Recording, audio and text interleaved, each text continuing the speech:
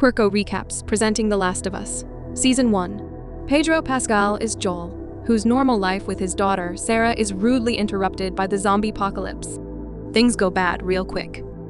A zombie's about to get him when they're saved by the army, but the army's not taking chances.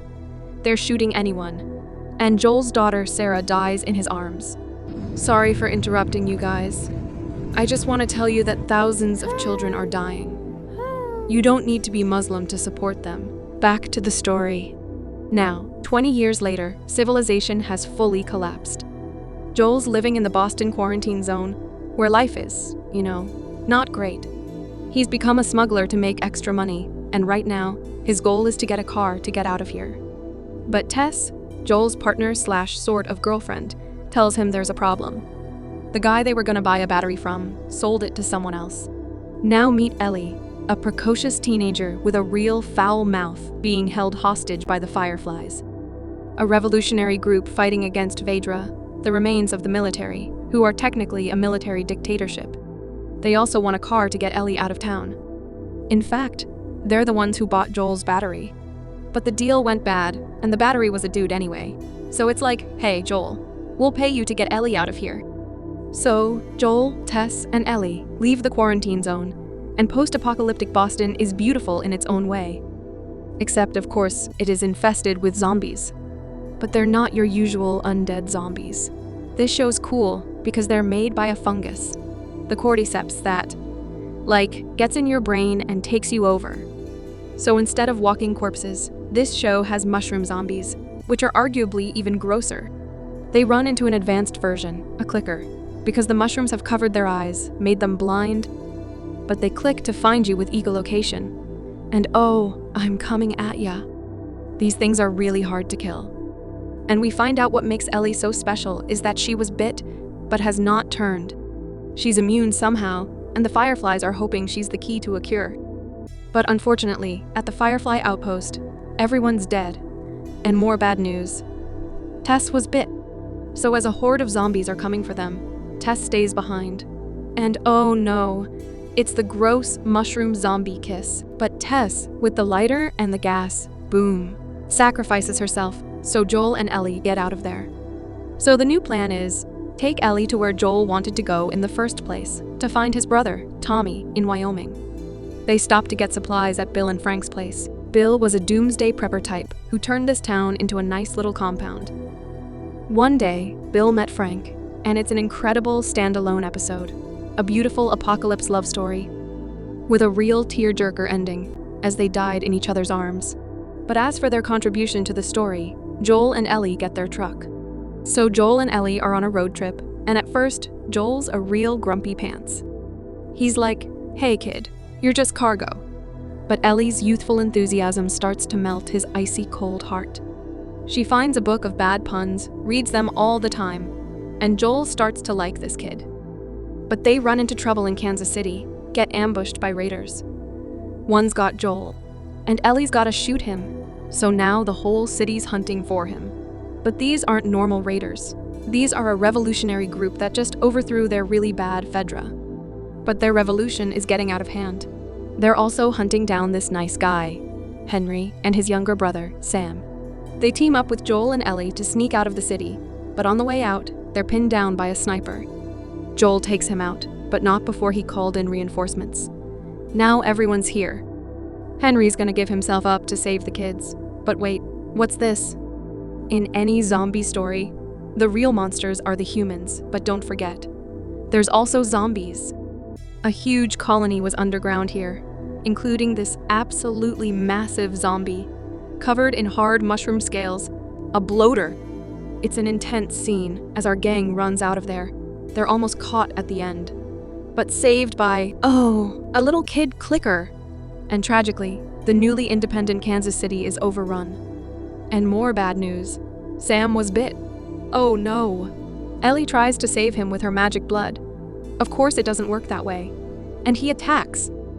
Henry reacts and shoots his zombie brother. But he can't handle that. And this whole show is real dark sometimes. But life moves on, and Mando and Baby Yoda continue their journey. So now, after a few months of traveling together, Joel's still a grumpy pants, but he really loves this kid. They finally make it to the successful survivors community, where Joel's reunited with his brother, Tommy. But it's like, hey bro, I can't stay right now. I gotta get this kid with the fireflies to save the world.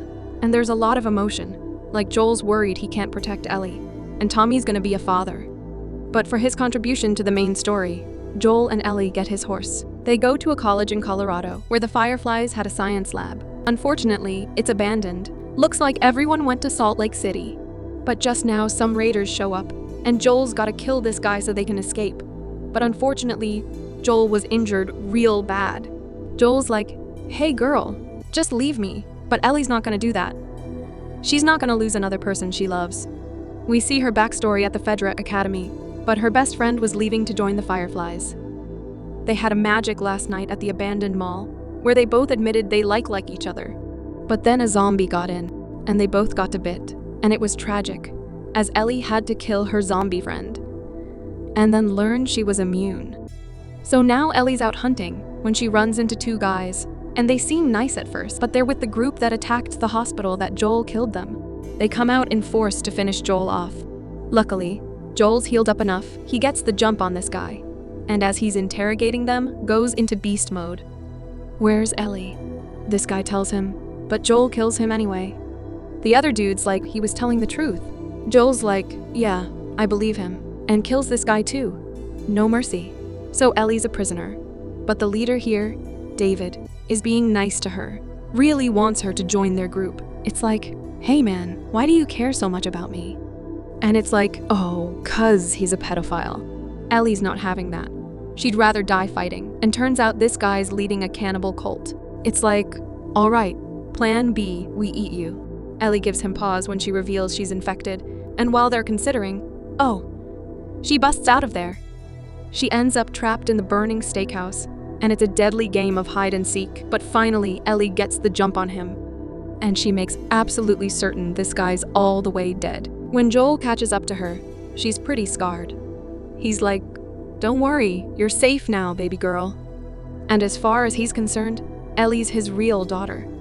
As they make the final journey to Salt Lake City, they come across something really cool. A giraffe just hanging out, eating leaves. It's a magical post-apocalyptic moment to remind us that life goes on, and even in the darkness, there's light. Joel opens up about how after his daughter's death, he tried to kill himself, and Ellie's like, wow, I guess time heals all wounds. But he's like, it wasn't time. All these two have saved each other. It's so sweet. But enough sappiness, they're back to bad puns until, oop, they're caught by the Firefly Patrol. Joel's like, hey, what happened? Where's Ellie? And Marlene's like, well, I got good news and bad news. Turns out Ellie's mom was infected right when she gave birth, and so it seems like the cure is actually gonna work. Okay, that's great. What's the bad news? Bad news is, making the cure from Ellie will kill her. For Joel, that is absolutely unacceptable. But it's like, hey, I'm sorry. There's no other way. But the only thing Joel cares about is protecting Ellie, so... oh! He turns on the fireflies, breaks free. He's gonna do whatever it takes to save Ellie, which, unfortunately, in this case, means shooting up a hospital full of arguably good guys trying to save the world. And this is not an epic action scene, as Joel goes into beast mode to save Ellie's life. It's a kind of disturbing scene, as Joel has shut off all emotion and ruthlessly murders everyone in the building. He's in time to stop the surgery and kills the doctor, gets Ellie out of there, and it is a conflicted, complex moral situation. Joel's drive to protect Ellie has been the good thing this whole show, but this is maybe not what's best for Ellie, and Joel's just doomed the world out of his own selfish love. Marlene tells him that, like, you're not really saving her. The world's still an apocalyptic hellscape. But for Joel, it's not even a dilemma. He's gonna save Ellie no matter what, and kills Marlene too. So as Ellie wakes up, Joel lies to her, tells her the cure wasn't gonna work anyway. Then raiders came and killed all the fireflies. So this whole journey was for nothing. They make their way back to Tommy's town to live out a reasonably happy, normal, post-apocalyptic life. But Ellie's a smart kid, and Joel's story kinda had some holes in it. She's like, Joel, was that really how it went down? And Joel is not gonna let Ellie feel guilty for his sins. He's like, yes, it was.